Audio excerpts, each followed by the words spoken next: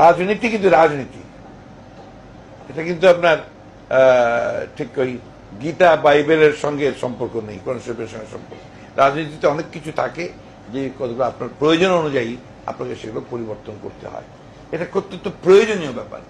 আউলদের উপর হামলা এটা এখানে একার ঘটনা, আমরা এর তীব্র নিন্দা জানাই। আদান হচ্ছে হোক সিলেকশন করার জন্য আপনারা এখন থেকে ট্রাই করবেন, এখন থেকে সিলেকশন করবেন। আর শরিয়া আইনের ব্যাপারে ওটাও বলেছে কিন্তু যে আমরা শরিয়া আইনে বিশ্বাস করি না। আমাদের সংগঠন পড়ে দেখবেন শরিয়া আইন বিশ্বাসের তো কথার ব্যাপারটা নাই কোথাও। আমরা তো ওনারা চান ওনারা করুক, ওনারা শরিয়া আইন করতে চান ওনারা করুক। শহীদ রাষ্ট্রপতি জিয়া রহমানের নাম নিলে প্রতিদিন ব্যস্ত নিশ্চিত, আমি বিশ্বাস করি।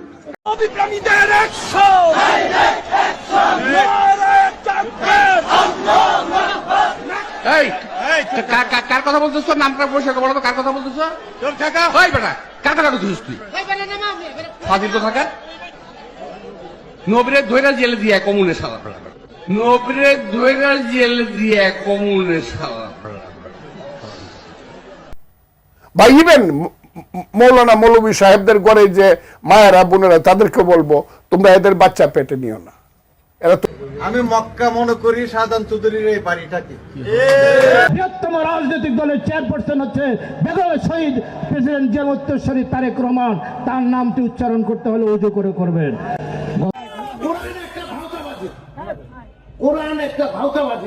সকল দলের সকল নেতৃবৃন্দকে বলে দিচ্ছি, বিএনপির বিরুদ্ধে কোনো কথাবার্তা বলতে হলে সাবধানের সাথে অজু করে কথা বলবেন। যে বৌদ্ধ ধর্ম হচ্ছে শান্তির ধর্ম, বৌদ্ধ ধর্ম হচ্ছে অহিংসার ধর্ম, বৌদ্ধ ধর্ম হচ্ছে মানুষের প্রতি ভালোবাসা প্রেমের ধর্ম।